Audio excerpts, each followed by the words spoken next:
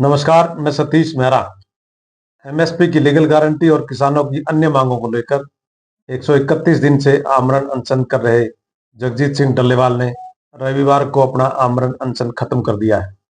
सरहिंद की नई अनाज मंडी में संयुक्त किसान मोर्चा गैर राजनीतिक दल की महापंचायत में डल्लेवाल ने कहा कि उन्होंने आमरण अनशन खत्म किया है, संघर्ष नहीं। 131 दिन के बाद जगजीत सिंह डल्लेवाल द्वारा आमरण अनशन समाप्त किया जाना केंद्र की भारतीय जनता पार्टी की सरकार या पंजाब की आम आदमी पार्टी की सरकार पर भारी पड़ेगा, यह 1 लाख टके का सवाल है। संयुक्त किसान मोर्चा गैर राजनीतिक के बैनर तले जब 26 नवंबर 2024 को जगजीत सिंह डल्लेवाल ने आमरण अनशन शुरू किया था और खनौरी तथा शंभू बॉर्डर पर मोर्चाबंदी की थी, तब किसान जत्थेबंदियों के टारगेट पर केंद्र सरकार थी, क्योंकि एमएसपी पर कानून बनाने का अधिकार केंद्र सरकार के क्षेत्राधिकार में है। 26 नवंबर के बाद किसान जत्थेबंदियों के नेताओं और केंद्र सरकार के मंत्रियों के बीच 7 दौर की बैठक हुई, लेकिन किसी प्रकार का हल नहीं निकल पाया।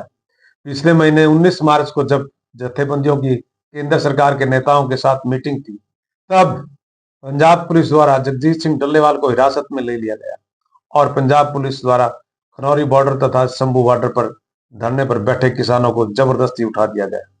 इसके बाद पंजाब की आम आदमी पार्टी की सरकार किसानों के टारगेट पर आ गई।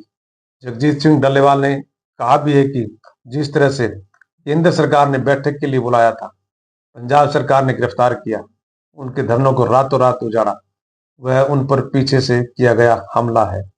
जीत संघर्ष करने वालों की होती है। डल्लेवाल बोले, आप सुप्रीमो अरविंद केजरीवाल को जेल जाने से बचाने को लेकर पंजाब सरकार केंद्र के आगे झुक गई है।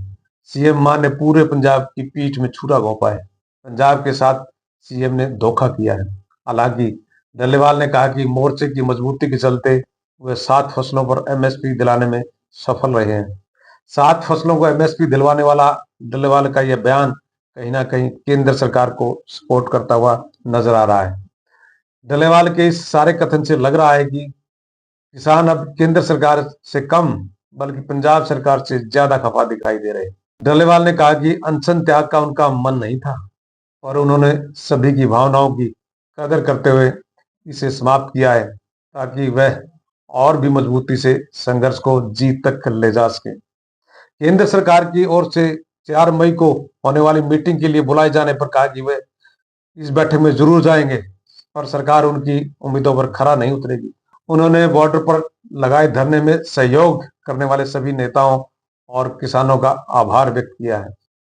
उधर किसान नेता काका सिंह कोटड़ा अभिमन्यु कुहाड़ ने मुख्यमंत्री भगवंत मान की निंदा करते हुए कहा कि उन्होंने दिल्ली के आप नेताओं को बचाने के लिए केंद्र सरकार के साथ मिलीभगत कर धरना खत्म करवाया है। उन्होंने भी दोहराया कि जब तक उनकी मांगे पूरी नहीं हो जाती, आंदोलन जारी रहेगा। संयुक्त किसान मोर्चा के नेता जगजीत सिंह डल्लेवाल का यह 6वां और अब तक का सबसे लंबा अनशन रहा है। इससे पहले डल्लेवाल 5 महीने में 49 दिन तक का अनशन रख चुके हैं। 5 अनशन किसानी आंदोलन से जुड़े हुए थे। 26 नवंबर 2024 को अनशन शुरू करने वाले डल्लेवाल को 19 मार्च 2025 को हिरासत में लेकर पहले जालंधर और फिर पटियाला ले जाया गया था। जत्थेबंदियों द्वारा जब धरना शुरू किया गया था, तब केंद्र सरकार उनके टारगेट पर थी, लेकिन जिस प्रकार से किसानों का धरना खत्म करवाया गया है और जगजीत सिंह डल्लेवाल का आमरण अनशन खत्म करवाया गया, उससे किसान जत्थेबंदियों के टारगेट पर आम आदमी पार्टी की सरकार आई है। इस प्रकार से जत्थेबंदियों के खिलाफ की गई दोनों कार्रवाई पंजाब सरकार की पुलिस द्वारा की गई है। अब देखने वाली बात यह है कि भविष्य में राजनीतिक रूप से किसानों के खिलाफ की गई ये दोनों कार्रवाई आम आदमी पार्टी की सरकार पर भारी पड़ सकती है। नमस्कार, आप देखते रहें अर्थ प्रकाश टीवी।